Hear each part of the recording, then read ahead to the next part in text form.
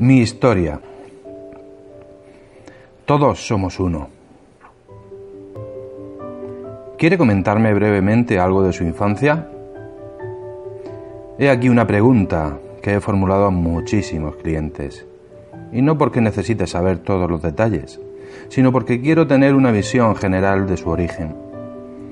Si ahora tiene problemas, los modelos mentales que los crearon se iniciaron hace largo tiempo. Cuando yo tenía 1 año y medio, mis padres decidieron divorciarse. No recuerdo que aquello fuese tan malo, pero lo que sí recuerdo con horror es el hecho de que mi madre empezara a trabajar en una casa, haciendo trabajos domésticos, y me dejara a cargo de una familia amiga. Según cuentan, me pasé 3 semanas llorando sin parar, y como las personas que me cuidaban no sabían qué hacer, mi madre tuvo que venir a buscarme y disponer las cosas de otra manera. Hoy admiro de cómo consiguió salir adelante sin respaldo alguno, pero entonces lo único que sabía y que me importaba era que no me prestaba la afectuosa atención a que yo estaba acostumbrada. Jamás he podido saber si mi madre amaba a mi padrastro, o si simplemente se casó con él para que ella y yo pudiéramos tener un hogar. Pero la decisión no fue acertada. Aquel hombre se había criado en Europa, en un hogar muy germánico y con mucha brutalidad, y nunca llegó a entender que hubiera otra manera de llevar adelante una familia. Mi madre volvió a quedar embarazada y después, cuando yo tenía 5 años, sobrevino la depresión de 1930, y las dos, junto con mi hermana, nos encontramos confinadas en una casa donde reinaba la violencia. Para completar el cuadro, fue también por aquella época cuando un vecino, un viejo borracho, me violó. Todavía recuerdo con total nitidez el examen médico y el proceso, del que yo, como testigo principal, fui la estrella.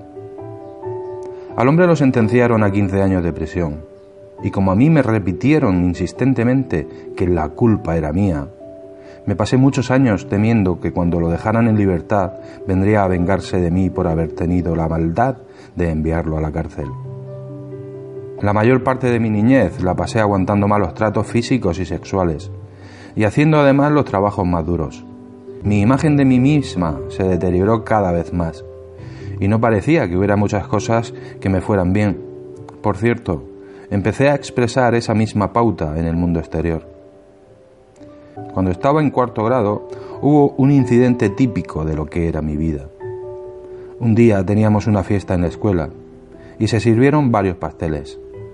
La mayoría de los niños, salvo yo, eran de familias de clase media, de posición desahogada. Yo andaba mal vestida, con el pelo mal cortado y unos viejos zapatos negros, y olía a ajo. Todos los días tenía que comer ajo crudo, por las lombrices. En casa jamás comíamos pasteles, porque no podíamos permitírnoslo. Había una anciana vecina que todas las semanas me daba 10 centavos y $1 el día de mi cumpleaños y en Navidad. Los 10 centavos iban a engrosar el presupuesto familiar, y con el $1 me compraba ropa interior para todo el año en las rebajas. Pues bien, aquel día de la fiesta en la escuela había tantos pasteles que algunos chicos de los que había tantos pasteles, pues bien, aquel día de la escuela aquel día de la fiesta en la escuela había tantos pasteles que algunos chicos de los que podían comer pastel casi todos los días se sirvieron 2 o 3 porciones. Cuando la maestra llegó finalmente a donde yo estaba, y naturalmente fui la última, ya no quedaba nada, ni una sola porción. Ahora veo claramente que era mi creencia confirmada en que yo no servía para nada, y no me merecía nada lo que aquel día me puso al final de la cola y me dejó sin pastel. Ese era mi modelo mental, y ellos no hacían más que reflejar mis creencias. A los 15 años ya no pude seguir soportando los abusos sexuales y me escapé de casa y de la escuela. Encontré un trabajo como camarera que me pareció mucho más llevadero que todo lo que había tenido que aguantar en casa.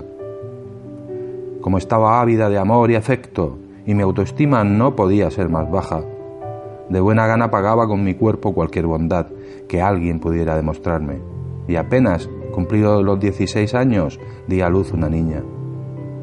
Sentí que era imposible quedarme con ella, pero pude encontrarle un hogar bueno y afectuoso, un matrimonio sin hijos que estaba ansioso por tener un bebé. Durante los últimos 4 meses viví en su casa y al ingresar en el hospital anoté a la niña a nombre de ellos. En semejantes circunstancias jamás disfruté de las alegrías de la maternidad. De ella solo conocí la pérdida, la vergüenza y la culpa. Aquello fue solo una época de humillación que había que pasar lo más pronto posible. Lo único que recuerdo de la niña son los dedos de los pies, grandes, exactamente iguales a los míos, y estoy segura de que si alguna vez nos encontrásemos, la reconocería si pudiera vérselos. La cedí cuando tenía 5 días. Inmediatamente regresé a casa a decirle a mi madre que seguía siendo una víctima. «Vamos, no tienes por qué continuar soportando esto, yo voy a sacarte de aquí». Y se vino conmigo, dejando con su padre a mi hermanita de 10 años, que siempre había sido la mimada de él. Después de haberle ayudado a conseguir trabajo como mujer de la limpieza en un hotel pequeño y de dejarla instalada en un apartamento donde estaba segura y cómoda, sentí que ya había cumplido con mis obligaciones y me fui con una amiga a Chicago, con la intención de estar un mes. Pero no volví hasta pasados 30 años.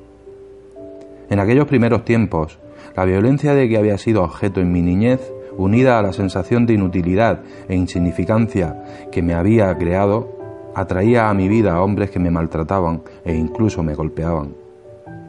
Podría haberme pasado el resto de mi vida execrándolos y probablemente hoy seguiría teniendo las mismas experiencias. Sin embargo, poco a poco, gracias a mis actividades laborales positivas, mi autoestima fue en aumento y ese tipo de hombres fue desapareciendo de mi vida. Estaba abandonando mi viejo modelo mental, mi convicción inconsciente de que yo me merecía esos abusos. No se trata de que justifique su comportamiento, pero si mi modelo mental no hubiera sido aquel, ellos no se habrían sentido atraídos hacia mí. Ahora, los hombres que abusan de las mujeres ni siquiera se enteran de que yo existo. Nuestros modelos mentales respectivos ya no se atraen. Después de algunos años en Chicago, haciendo labores domésticas, me fui a Nueva York y tuve la suerte de llegar a ser modelo de alta costura. Sin embargo, ni siquiera trabajar para los grandes diseñadores me ayudó a aumentar en mucho mi autoestima. Solo me dio recursos adicionales para encontrarme defectos. Me negaba a reconocer mi propia belleza. Durante muchos años seguí en la industria de la moda. Conocí a un caballero inglés encantador y educado y me casé con él. Viajamos por todo el mundo. Conocimos personajes importantes, incluso de la realeza, y hasta llegamos a cenar en la Casa Blanca. Yo era modelo y estaba casada con un hombre maravilloso, pero mi autoestima siguió siendo baja hasta años después, cuando inicié el trabajo interior. Un día, después de 14 años de matrimonio, él me dijo que deseaba casarse con otra, precisamente cuando yo estaba empezando a creer que las cosas buenas podían ser duraderas. Sí, fue un golpe aplastante, pero el tiempo pasa y sobreviví. Podía sentir cómo cambiaba mi vida, y una primavera me lo confirmó un numerólogo, diciéndome que un suceso muy pequeño cambiaría mi vida en otoño. Tan pequeño fue que no lo conocí hasta varios meses después. En forma totalmente casual, había ido a una reunión celebrada en la Iglesia de la Ciencia Religiosa, una secta protestante en Nueva York. Su mensaje era nuevo para mí y una voz interior me dijo que le prestara atención. Así lo hice. Y no solo concurrí a los servicios dominicales, sino que empecé a ir a unas clases semanales que daban. El mundo de la belleza y de la moda estaba perdiendo interés para mí, y me preguntaba durante cuánto tiempo más podría seguir pendiente de mis medidas corporales o de la forma de mis cejas. Tras haber abandonado la escuela secundaria sin haber estudiado jamás nada, me convertí en una estudiante ávida que devoraba todo lo que me cayera en las manos referente a metafísica y sanación.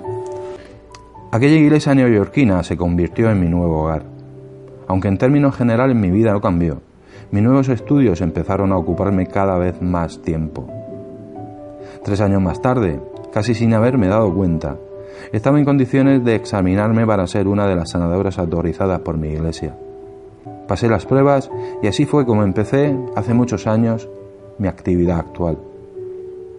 Fueron comienzos pequeños. Durante aquella época me inicié en la meditación trascendental. Como en mi iglesia no iban a darse aquel año los cursos de formación que me interesaban, me decidí a hacer algo más por mí misma y me anoté para estudiar 6 meses en la Mirish International University en Fairfield, Iowa. En aquel momento era el lugar perfecto para mí. Todos los lunes por la mañana empezábamos con un tema nuevo, cosas de las que yo apenas había oído hablar, como biología, química, incluso la teoría de la relatividad. Todos los sábados por la mañana se nos hacía una prueba, el domingo era el día de descanso y los lunes por la mañana volvíamos a empezar. Allí no había ninguna de las distracciones tan típicas de mi vida en Nueva York. Después de la cena, todos nos íbamos a nuestras habitaciones a estudiar. Yo era la mayor de todos y aquello me encantaba.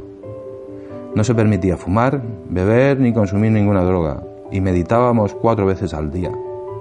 Cuando me fui en el aeropuerto, creí que iba a desmayarme por el humo de los cigarrillos. De regreso a Nueva York, reinicié mi vida de siempre.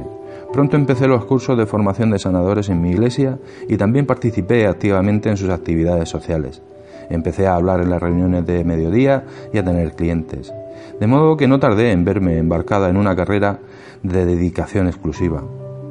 A partir del trabajo que estaba haciendo, se me ocurrió la idea de escribir un pequeño volumen, Heal Your Body, Sane su cuerpo, que empezó siendo una simple lista de causas metafísicas de enfermedades físicas. Comencé a viajar y a dar conferencias y clases. Entonces, un día, me diagnosticaron un cáncer.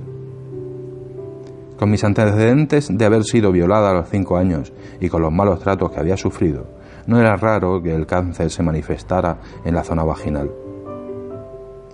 Como cualquiera a quien acaba de decirle que tiene un cáncer, fui presa de un pánico total. Sin embargo, después de todo mi trabajo con los clientes, yo sabía que la curación mental funcionaba, y ahí se me ofreció la ocasión de demostrármelo a mí misma. Después de todo, yo había escrito un libro sobre los modelos mentales, y sabía que el cáncer es una enfermedad originada por un profundo resentimiento, contenido durante tanto tiempo que, literalmente, va devorando el cuerpo. Y yo me había negado a disolver la cólera y el resentimiento que desde mi niñez albergaba contra ellos. No había tiempo que perder, tenía muchísimo trabajo por delante. La palabra incurable, tan aterradora para tantas personas, para mí significa que esa dolencia, la que fuere, no se puede curar por medios externos, y que para encontrarle curación debemos ir hacia adentro. Si yo me hacía operar para liberarme del cáncer, pero no me liberaba del modelo mental que lo había creado, los médicos no harían otra cosa que seguir cortándole pedazos a Luis hasta que ya no le quedara más Luis para cortar. Y esa idea no me gustaba. Si me hacía operar para quitarme la formación cancerosa y además me liberaba del modelo mental que la provocaba, el cáncer no volvería. Si el cáncer o cualquier otra enfermedad vuelve, no creo que sea porque no lo extirparon del todo, sino más bien porque el paciente no ha cambiado de mentalidad y se limita a recrear la misma enfermedad, quizá en una parte diferente del cuerpo. Yo creía, además, que si podía liberarme del modelo mental que había creado aquel cáncer, ni siquiera necesitaría la operación.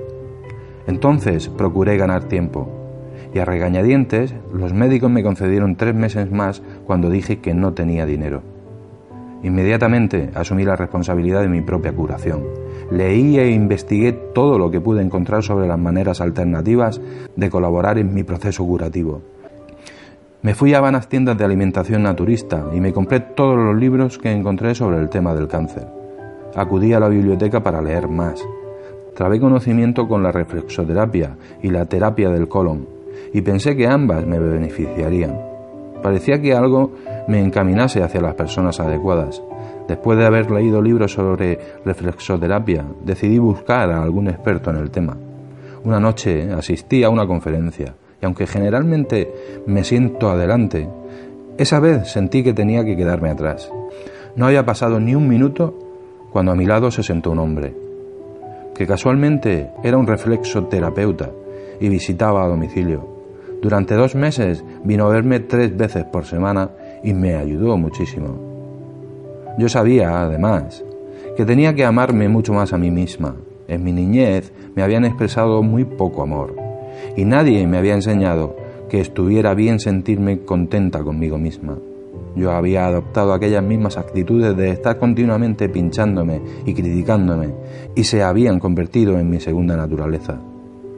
Durante mi trabajo había llegado a darme cuenta de que no solo estaba bien que yo misma me amara y me aprobara, era esencial. Y, sin embargo, seguía postergando, como se va dejando estar esa dieta que siempre vamos a empezar mañana. Pero ya no podía postergar más. Al principio me costaba muchísimo hacer cosas tales como ponerme frente al espejo y decirme: Lois, te amo, de verdad que te amo. Sin embargo, al ir persistiendo descubrí que en mi vida se daban varias situaciones en las que antes me habría censurado ásperamente, pero ahora, gracias al ejercicio del espejo, ya no lo hacía, es decir, estaba progresando. Entendí que tenía que liberarme de los modelos mentales de resentimiento a que me había venido aferrando desde mi infancia. Era indispensable que dejara de cultivar resentimientos. Sí, yo había tenido una niñez muy difícil y había padecido muchos malos tratos mentales, físicos y sexuales. Pero de eso hace muchos años, y aquello no era excusa para la forma en que yo misma me trataba en ese momento. Estaba, literalmente, devorando mi cuerpo con un crecimiento canceroso porque no había perdonado. Ya era hora de que dejara atrás aquellos incidentes y que empezara a atender qué experiencias podían haber llevado a mis padres a tratar de aquella manera a una niña. Con ayuda de un buen terapeuta, expresé toda la vieja cólera acumulada, aporreando almohadones y aullando de rabia. Eso me hizo sentir más limpia. Después empecé a reunir fragmentos de los relatos que les había oído contar a mis padres sobre su propia infancia y a tener una imagen más clara de su vida. Con creciente comprensión y desde un punto de vista adulto, comencé a sentir compasión por su sufrimiento y el resentimiento empezó lentamente a disolverse.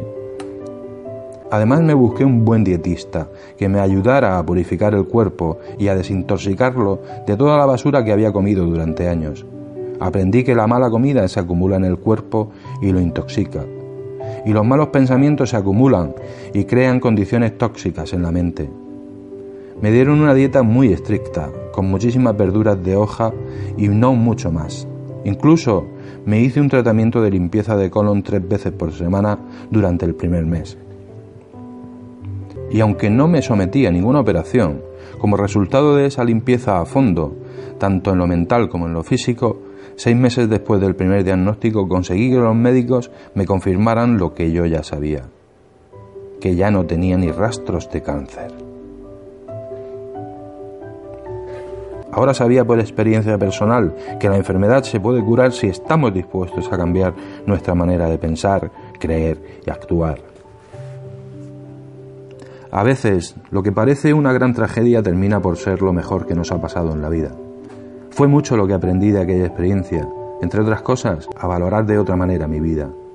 Empecé a tener en cuenta lo que realmente tenía importancia para mí y finalmente me decidí a abandonar esa ciudad sin árboles que es Nueva York y sus temperaturas extremas. Algunos de mis clientes me rogaron insistentemente que me quedara, diciéndome que se morirían si yo les dejaba. Pero les aseguré que 2 veces por año volvería a vigilar sus progresos y les recordé que por teléfono se puede hablar con cualquier lugar del mundo. De manera que cerré el negocio y me fui tranquilamente en un tren a California, decidida a hacer de Los Ángeles mi punto de partida. Por más que hubiera nacido allí, muchos años antes, ya no conocía casi a nadie, a no ser mi madre y mi hermana, que vivían en los suburbios. Nunca habíamos sido una familia muy unida ni muy comunicativa, pero aún así, para mí fue una desagradable sorpresa saber que mi madre estaba ciega desde hacía algunos años, sin que nadie se hubiera molestado en decírmelo. Y como mi hermana estaba demasiado ocupada para verme, la dejé en paz y empecé a organizar mi nueva vida. Mi libro Sane su cuerpo me abrió muchas puertas.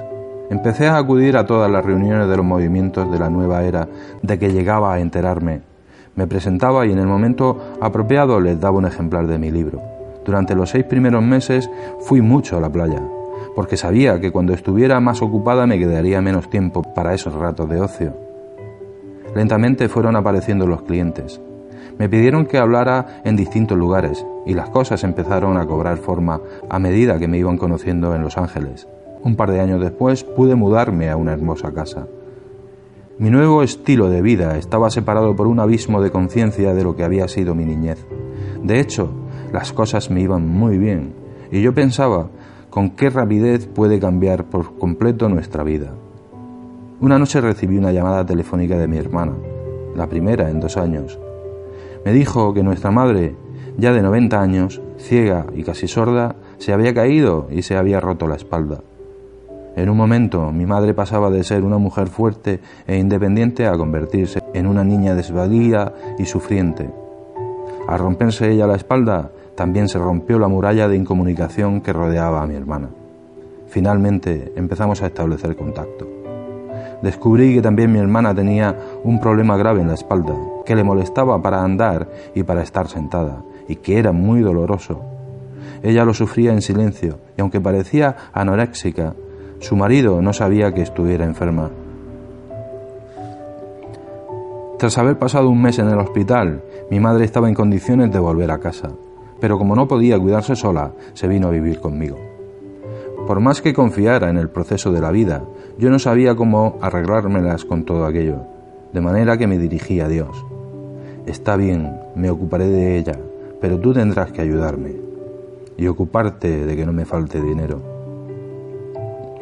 Para las 2 fue un esfuerzo de adaptación. Ella llegó un sábado y al viernes siguiente yo tenía que ir 4 días a San Francisco. No podía dejarla sola, pero tenía que ir. Me dirigí a Dios de nuevo. Ocúpate tú de esto. Antes de irme tengo que tener la persona adecuada para ayudarme.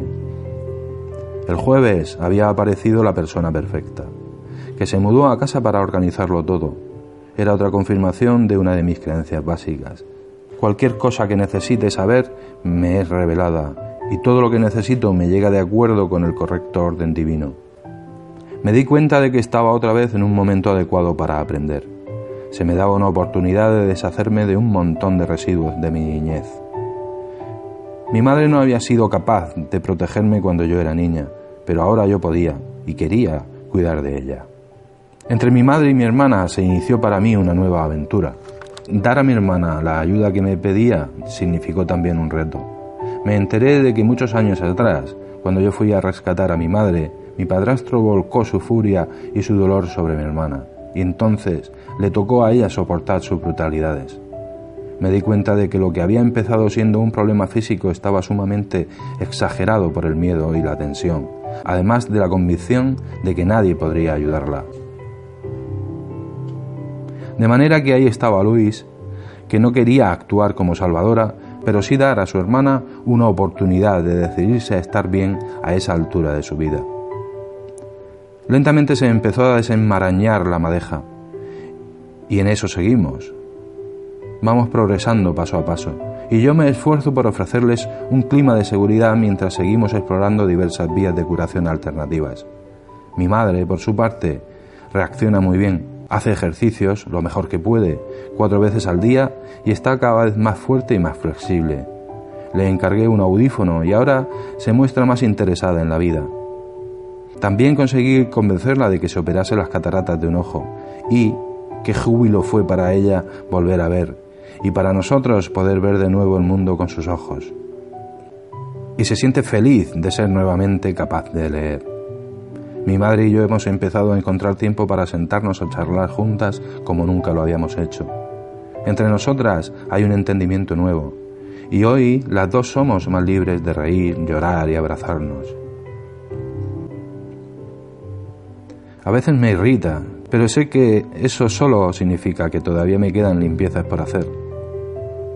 Mi trabajo sigue abriéndome horizontes. Ahora, con la ayuda de Charlie Gerke, un gran colaborador y amigo, he abierto un centro donde se dan clases y cursos. Y así es mi vida en el otoño de 1984. En la infinitud de la vida, en donde estoy, todo es perfecto, completo y entero, Cada uno de nosotros experimenta la riqueza y la plenitud de la vida de la manera que más la enriquece. Ahora miro el pasado con amor y decido aprender de mis viejas experiencias. No hay verdad ni error, no existe ni el bien ni el mal. Lo pasado, pasado, se acabó. No existe más que la experiencia del momento. Por traerme a mí misma desde el pasado al momento presente, me amo. Comparto aquella y aquello que soy porque sé que en espíritu todos somos uno. Todo está bien en mi mundo. En lo más profundo de mi ser hay un infinito manantial de amor. Ahora, yo permito que ese amor aflore a la superficie, que me colme el corazón, el cuerpo, la conciencia, la totalidad de mi ser, y que desde mí irradie en todas direcciones y que vuelva a mí multiplicado. Cuanto más amor gasto y entrego, más tengo para dar, porque la provisión es interminable. Ese gasto de amor me hace sentir bien, porque es una expresión de mi júbilo interior. Porque me amo, cuido con amor de mi cuerpo. Con amor lo alimento con comidas y bebidas sanas y nutritivas. Con amor lo limpio y lo visto, y mi cuerpo, vibrante de salud y de energía, me responde con amor. Porque me amo, procuro tener un hogar confortable que satisfaga todas mis necesidades y donde sea un placer estar. Lleno las habitaciones con la vibración del amor para que todos los que entremos en ellas sintamos ese amor y nos nutramos de él. Porque me amo, trabajo en algo que realmente me gusta hacer, en una actividad que pone en juego mi talento y mi capacidad creadora, trabajando con y para personas a quienes amo y que me aman, y ganándome bien la vida. Porque me amo, me conduzco y pienso con amor en todos, porque sé que aquello que de mí sale regresa a mí multiplicado. A mi mundo atraigo solamente personas capaces y dignas de amor, porque son espejo de lo que yo soy. Porque me amo, perdono el pasado y me libero por completo de él. Al liberarme de toda experiencia pasada, soy libre. Porque me amo, amo totalmente el presente, experimentando cada momento en su bondad y a sabiendas de que mi futuro es luminoso, jubiloso y seguro, porque soy una criatura bien amada del universo y el universo se ocupa amorosamente de mí, ahora por siempre jamás. Así es.